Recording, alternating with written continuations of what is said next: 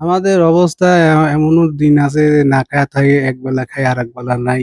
আমি আপনাদের কাছে হাত পাতে অনুরোধ করছি যে ভাই ভিডিওটা সবার মাঝে ছাড়িয়ে দেন, যাতে সবাই এদেরকে সাহায্য করতে পারে। আসসালামু আলাইকুম, সবাই কেমন আছেন? আশা করি ভালো আছেন। আমি আলহামদুলিল্লাহ অনেক ভালো আছি।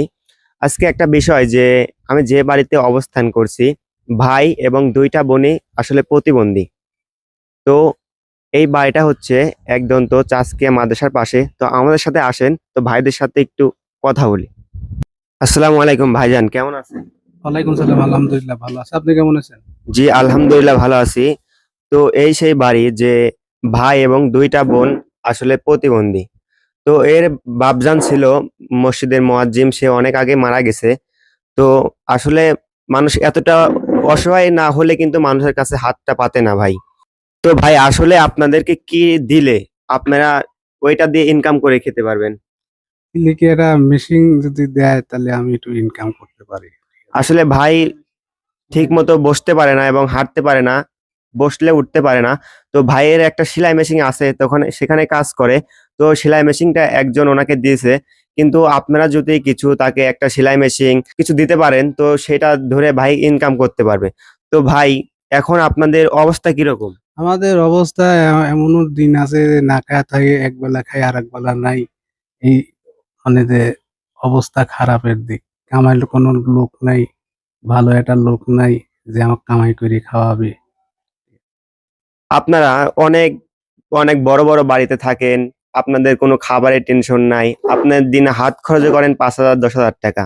আরেকটা বিষয় দেখেন যে এক বেলা ২ দিন না খেয়ে এদের কাটাতে হয়। তো ভাইয়ের আম্মাজানের সাথে একটু কথা বলবো। আসসালামু আলাইকুম। ওয়ালাইকুম আসসালাম রহমতুল্লাহ। এখন তো কোনো ইনকামের পথ নাই। তো এখন মানে কি চাচ্ছেন সবার কাছে? এখন তো কিছু পয়সা পাতি টাকা পয়সা কিছু দিলে পরে আমরা আরো যে খাবার টাবার কিনে কাপড় চোপড় কিনে উম, দিন যখন ভালো করে চালাবে পারে। আমি যে বাড়িতে আছি, তো আসলে চলার মতন একদমই ব্যবস্থা নাই। তো আমার ভিডিও যাদের কাছে যাবে আপনারা অবশ্যই, অবশ্যই শেয়ার করে দিবেন। আপনাদের শেয়ারের মাধ্যমে আপনি যদি সাহায্য নাও করতে পারেন, আপনি যে শেয়ারটা করবেন এটা দেখে কোনো একজন যদি দেখে, কোনো এক ব্যক্তি দেখে, সে আসলে সাহায্য করতে পারবে। তো আপনাদের কাছে আমি সব অনুরোধ করব ভাই, এই ভিডিওটা খুব দ্রুত, খুব দ্রুত সবার কাছে ছড়িয়ে দিবেন যাতে এদের কিছু হয়। তো আমি আমার ভাইদের সাথে কথা বলে দেখব, যদি একটা দোকানের ব্যবস্থা করে দেওয়া হয়, তো দোকানটা কি আসলে করে দিতে কি করবেন? হ্যাঁ, দোকান করে দিলে পরে তো চালাবে পারবো।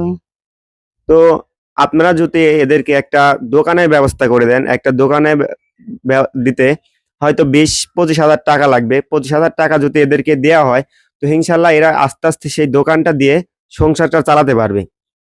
তো আপনাদেরকে আমি বলব, এই ভিডিওটা সবচেয়ে বেশি আমি কোনোদিন আপনার কাছে বলি নাই যে ভিডিওটা শেয়ার করে দেন। তো আমি আপনাদের কাছে হাত পাতে অনুরোধ করছি যে ভাই ভিডিওটা সবার মাঝে ছাড়িয়ে দেন, যাতে সবাই এদেরকে সাহায্য করতে পারে।